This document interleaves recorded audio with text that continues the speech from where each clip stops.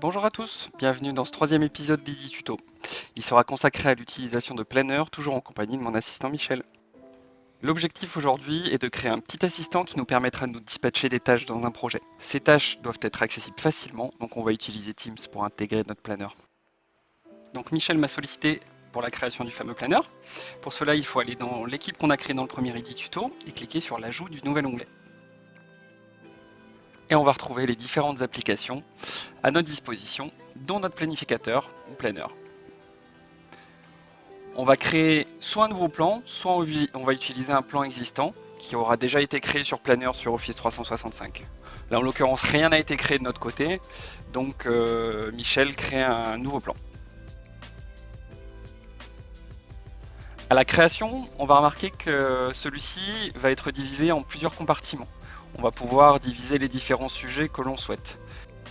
Donc là en l'occurrence Michel a décidé de faire 3 sujets différents pour nos EdiTuto, en les divisant sur Teams, Outlook et Planner je crois. Ensuite j'ajoute les tâches comme ceci, en rajoutant les différentes tâches que je souhaite dans mes différents compartiments.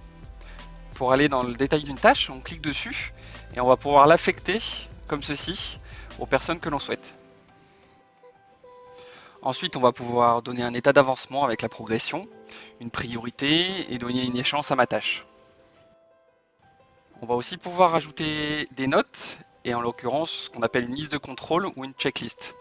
La Michel en a créé quelques-unes et on va pouvoir les cocher au fil de l'eau de la gestion de ma tâche.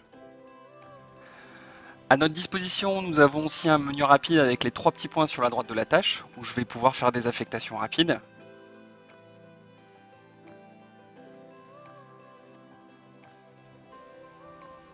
Et à gauche du titre de la tâche, vous avez la possibilité de terminer votre tâche en un clic. Pour terminer, vous avez un onglet graphique et planning qui va vous permettre de vérifier en un coup d'œil où en sont vos tâches au niveau de l'avancée et de la planification.